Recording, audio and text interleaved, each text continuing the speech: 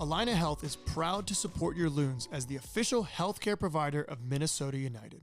Every day, we provide expert care to keep the team in top form on match day. All across Minnesota and western Wisconsin, you can find the same dedicated providers just a short drive away. It's expert care when and how you need it. Schedule your visit at allinahealth.org today. Allina Health, all together better.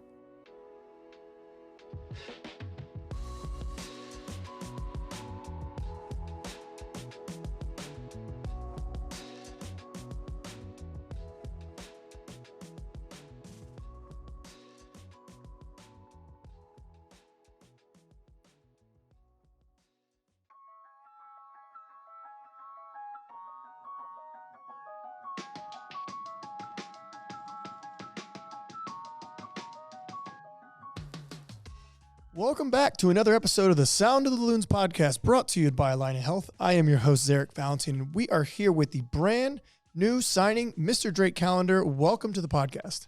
What's up, Z? Thanks for having me on. Dude, I'm excited to have you on here. I'm excited to tell your story to the fans, to hear. I'm excited to learn. I have a lot of questions, a lot of, I would say, inquiries about time in Miami, time in Charlotte, why you came here, but we're going to dive into all that. But yeah, let's just start off plain and simple. Where are you from?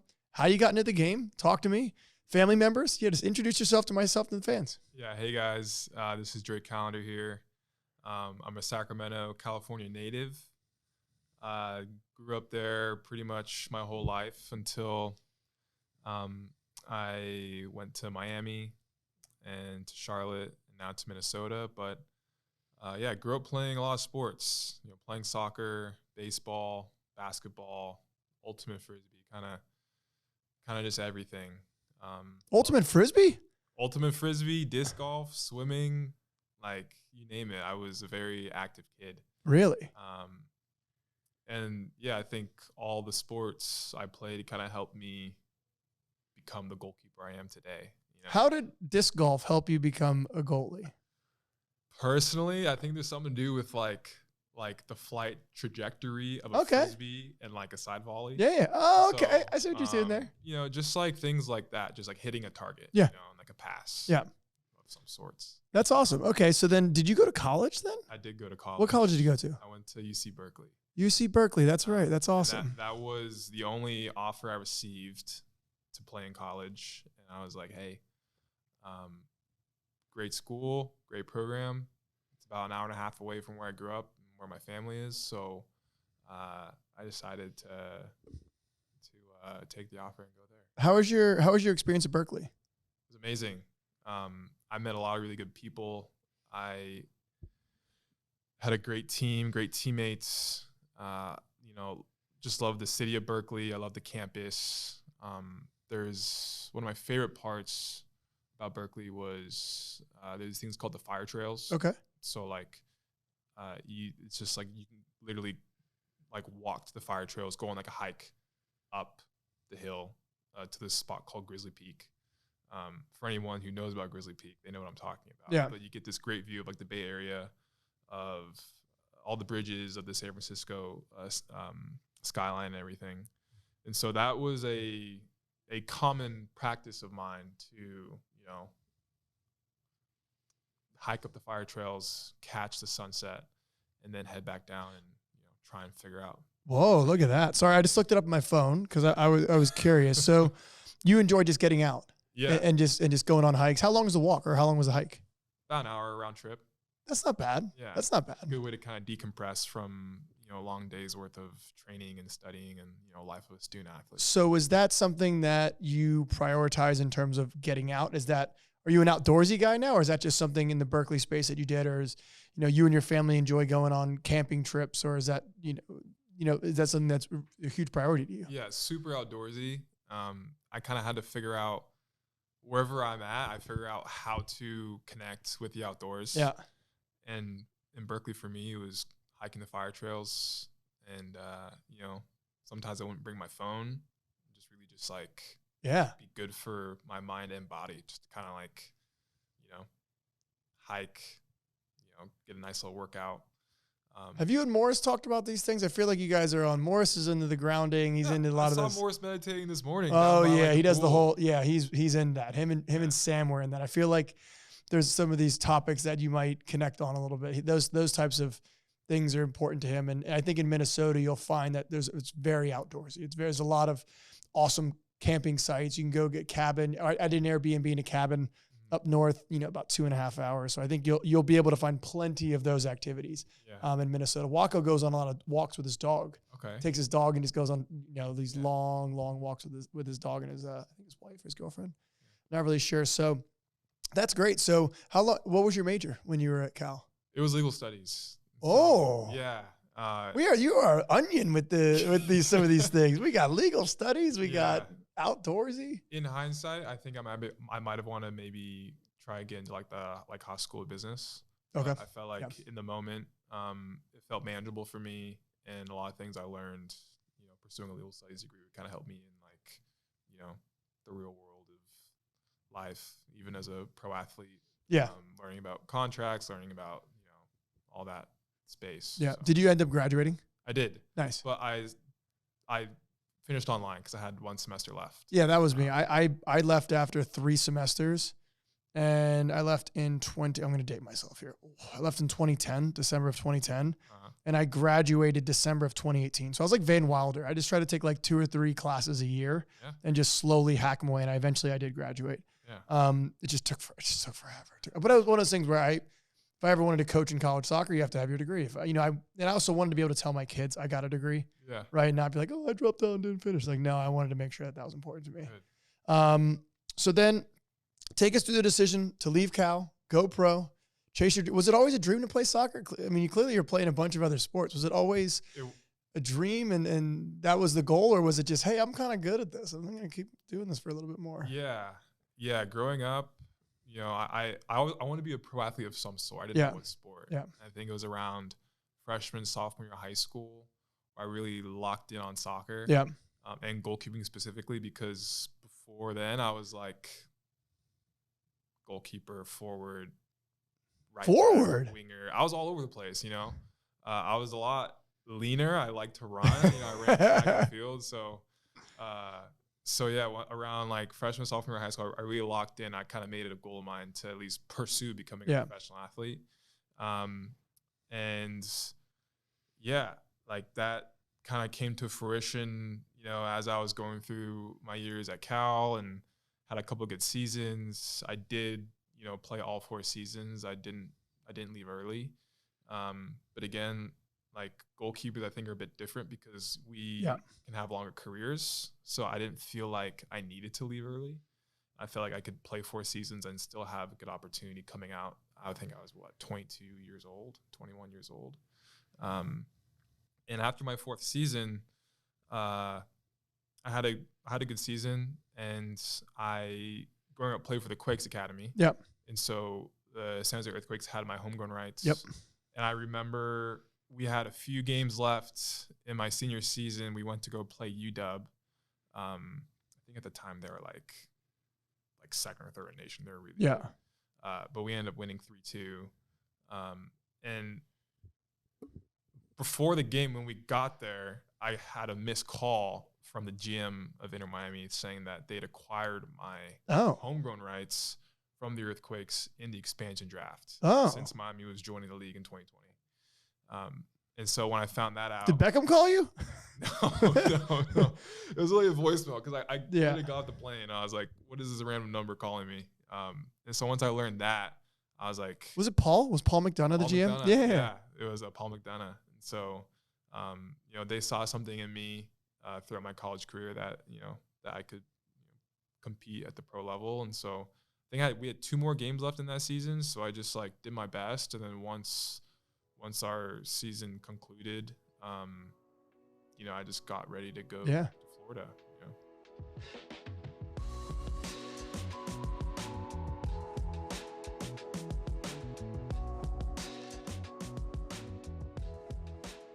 If you're looking to hone your skills on the pitch, Minnesota United has your back. Our youth clinics and development camps range from goalkeeper training to academy tryout preparation to good old-fashioned summer soccer camps. We've got something for athletes of all ages and skill levels. Check out our camp offerings at MNUFC.com.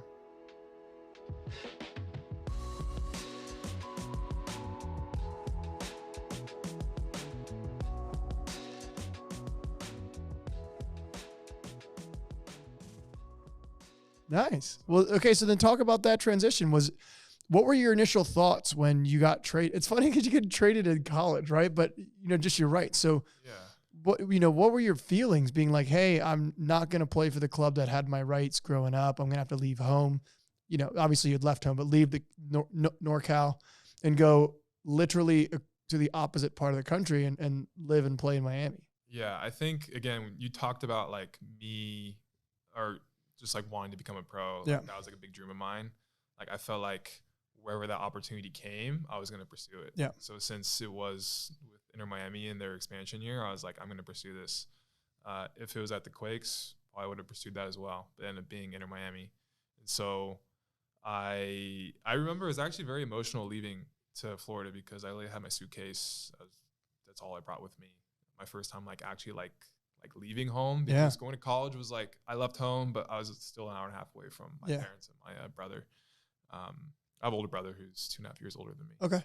And he also played soccer, and nice. So a big part of kind of me becoming a pro, because we would always go and go to the field and we would train and practice. And so did he play? He did. And he was always very good. Gave me really good guidance growing up. What was the best piece of advice he gave you, or one of them? Maybe not the best, but what's something that sticks with you? Something that stuck with me was that he always wanted me to work on my passing and my footwork, even though I was a goalkeeper. Yeah. So when we would go to the field, we would always just do one-touch passing, two-touch passing, long balls. That was huge because I got really comfortable just with the ball. Yeah, of course. So that was something that I think helped me, still helps me today. Of course. That's still part of my mindset of evolving as a goalkeeper and how I can influence the game, not only in possession, out of possession. Yeah. Goalkeepers nowadays have to have some sort of impact in possession. Yeah, it's the modern game almost calls for goalkeepers to have to be very serviceable with their feet. Yeah. Yeah. And so, it was a emotional departure because, I was going to be starting my career, which is amazing, but also leaving my family for the first time and not being able to see them as much was also tough for me. That was the first time leaving NorCal in your life. Yeah. Wasn't as if you went to college somewhere differently or played in Casa Grande, Arizona growing up. This was your NorCal boy, born and raised and everything. Yeah, exactly. So I remember I remember flying to Fort Lauderdale and Dad at the time, Francisco Tobar, he showed up at the airport, was there to kind of greet me and help me out and getting me settled in the hotel and everything. That experience, I was so excited that I only had a suitcase. Yeah, there's all these, you're joining a new team in the league. All these other pros that are also joining the team, other rookies. What was the first year there? 2020. During COVID. Oh yeah. So I must have played you with Houston then. Yeah. Yep. Granted, I didn't play a single game my rookie year. Even with the second team, I didn't play a single game. Really? Yeah. I think the aim was for me to maybe get some minutes with the second team, but because of COVID, they didn't want players going back and forth. Yeah. Were you there with Robles and Will then? Yeah, Robles and Will and Breckshea, Lee Nguyen, Juan. Yeah, Lee Nguyen, what a guy. My first roommate was Ben Sweat. Oh yeah. Shout out Ben Sweat. Yeah, shout out Ben. I kicked him in the face. We played NYCFC and I was the right back. And I think the ball got cleared and it was, I basically went to just go hoof it back in and he ran through and headed the ball and I got him I got him square in the face. Wow. Should have probably been a straight red. Luckily I'd known Ben. We kind of laughed about it. But after he didn't have concussion, that's when we laughed about it. But yeah, that's me and Ben know each other. Yeah. Shout out Ben. Yeah. So yeah, that first year at Miami for me was just pushing myself in terms of just training, just getting better in any way. Yeah. Really just a big year of growth for me. I mean, I was living on my own. COVID happened, which kind of changed kind of just like the flow of everything. And I just used it as a way just to like really just see what I was made of and like learn as much as I could. Our GK group at the time was me, Robles, and John McCarthy. Johnny Mac. Yeah. Johnny Mac. Shout out Philly guy. Shout out Philly guy. He actually let me borrow a pair of his gloves because I didn't have a glove deal. So really? Like he let me borrow a pair of his gloves. Shout out Johnny Mac. Good, what a guy. What a guy. Philly's finest. So what was it like being with Miami and the evolution of that, right? Because you were there, pop-up stadium happens, new franchise. I think the Spanish coach was the first coach, right? Yeah, and then eventually Phil came in, and then eventually I forget who was after Phil, but the evolution from going from that to the I believe they signed a guy that was pretty big. They signed a couple guys. Yeah, so take us through just where the club was at to right before you departed and with Messi, all that stuff. Yeah, it was. I mean, to be honest, it was a young club with big aspirations. Yeah. So it's like I think the standard to do very well started like from year one. Yeah. And each year there was change, but I think there was a lot of growth. Yeah. A lot of players coming and going, coaches coming and going. Fortunately, I was there for 5.5 years, so I got to see a lot. But I think early on, one of the bigger influences for me was Gonzalo Higuain. Really? Yeah. How so? He, in a way, like, because I hadn't played with a player of that magnitude before. Of course. Granted, he was on like kind of like the back end of his career, but in 2021 and 2022, like, just exposed me to a different level of like player. Yeah. And then fast forward to 2023, where I started really playing games. I signed like a new deal. Yeah. And then Leagues Cup happens. Win Leagues Cup. Messi joins our team. Jordi Alba joins our team. Sergio Busquets joins our team. We have a new coach. So it's like there's so many things that are changing around you. Yeah. That you have to really learn how to like adapt, How did you adapt to it? I just took it one day at a time. I felt like I didn't have time to think about too much what was going on around me. Yeah. And what I could control was like my work ethic every day, how I trained. I stayed true to who I was, because a lot more eyes on the club now. Of course. There's just a lot of everything was changing, but I just really stayed grounded in who I was, my style of play. I leaned on family, friends, my circle. They helped me a lot because, it can be a lot physically as a pro athlete, but then it's be a lot mentally too. Of course, especially being a goalie. Yeah. I think I ended up playing 47 games in 2023. That's crazy. Between League, Open Cup, and Leagues Cup. And then national team, you got called up. National team, too. What was that like? Yeah, man, that was also congrats, like, dude. Yeah, that was huge as well. My first call up at the start of 2023. I think it was like we played Mexico. It was like I think it's called branded as like Pochettino was a coach? Not yet. Or was this BJ? It was still BJ. No, it was Greg. Okay, I didn't know in the timeline. So that was great. It actually gave me a lot of confidence. Again, like and I hope so. Exposed me to a whole other level of soccer. Of course. And a whole new group of players that had been involved. It was my first camp. So really just like using, like knowing that I'm there for a reason, but also knowing like, hey, there's still so far to go. Yeah. In terms of like evolving as a player, because I think the evolution never ends, especially as a goalie. I'm always like not satisfied. Of course. Like, I could have done this better, could have done that better. This was great. I really like that. But like, you're always like analyzing and tweaking things that you think will help you out in like a game.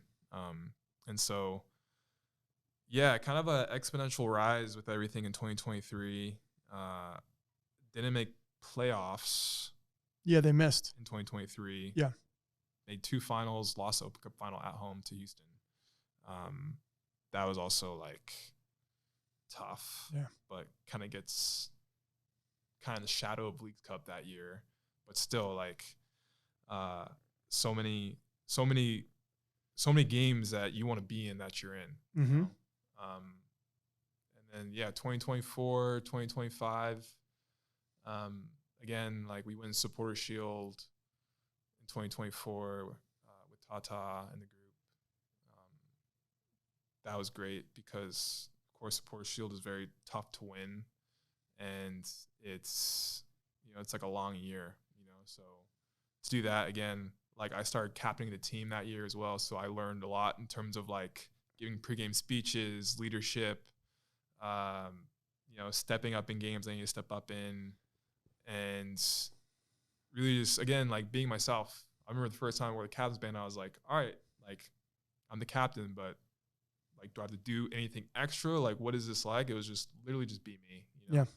I think that was the big thing I learned was just like, like there's things that you can say, things that you can do, ways to be a good example that goes a long way for like your teammates. So you say be me. What's me for the fans? So me, Drake Callender is very like I'm gonna work extremely hard. Like I work off of like merit and earning it and like grinding, and like I think about how I got to where I am today was because I always kept going, even if there was a failure or a downfall, I always learned from it and I kept growing. I didn't let that moment stop me from getting to where I wanted to be, which was the best goalkeeper I could be. Yeah. I felt like for the longest time I was comparing myself to other players, and I started comparing myself to my previous self and be like, all right, like I can be better than Drake was yesterday. Yeah. And just started compounding that. And that mindset started compounding to the point where I just felt very comfortable with showing up every single day in training, every single week in games, and playing good soccer. Yeah. Playing a good goalkeeper. So I think in a nutshell, that's me. That's awesome. So that's what fans should expect. Just a warrior back there trying to be 1% better every day. Yeah. Yeah. And there's a side to me that's very like stoic. Like I like being locked in. Like I like really just focusing on the game. There's a side to me that's very like interactive. Yeah. Where, I like talking to the fans. I like cheering with like the fans. But when like the game's on, I'm like locked in. Of course. Gotta be. Yeah. It's funny. I say you gotta be, but I know some people can kind of tune in and tune out and pick and choose their moments. I was doing an interview with Nico Romero earlier, and he was telling me how Messi just during the game was asking him about like his experience in MLS. Has his family visited? Is he learning English? And I was like, he can obviously tune in and tune out. He kind of walks around and stuff, but for me, I had to be in for 90 minutes. I couldn't. If I lost my focus, I would make a mistake defensively. So I had to try to get myself through 45, take a break, get myself through 45, because that's just how I had to wire my brain, because I just couldn't. The second I found myself, oh, hey, look at this fan. Oh, hey, look at that. I would mistake. Yeah. Not tucking in, not watching the back post immediately. So I can relate to that. And the only way for me to like have some sort of peace after a game is know that I gave it everything that I had. Of course. Sometimes the result doesn't hit. But if the game ends and I feel like I did everything that I could to win the game and play my best soccer, then I have some sort of like some solace in that. Yeah, solace. That's awesome. I mean, I'm extremely excited to see you. Obviously, goalkeeper with pedigree, talent, everything. I know Loons fans are extremely excited. What are you most looking forward to this season? And just what are your initial thoughts? On the group, on Cam, and how the first 2 weeks of preseason have been. Yeah. The biggest thing I'm looking forward to is I've actually never like played a game in Allianz Stadium. So I'm looking forward to my first game, looking forward to the atmosphere that I've heard such great things about. I've heard great things about like the fans, just like the environment is very like, very just like unified. It's good, man. So I'm pumped for that. And from what I've seen from the group thus far in preseason is that it's just the team works very, very well together. And under Cameron's leadership, I think we're going to be a force to be met with. And I'm excited for just each and every game, because it seems like the His team's very like locked in a sense of taking it one game at a time, but having a clear shared goal of achieving great things this season. Yeah. I think being a group is first and foremost the most important thing. That's how we've been the past 3 years. One thing I've said consistently is the we is greater than me. And that's how we have been, especially the way we play. You know better than anyone when the way we have played will evolve, but ultimately when you defend the way we defended, you got to have everyone buying into that. So I think typically that shows that the players are willing to buy into what the coach is selling. It's going to evolve now that Coach Ramsey's gone.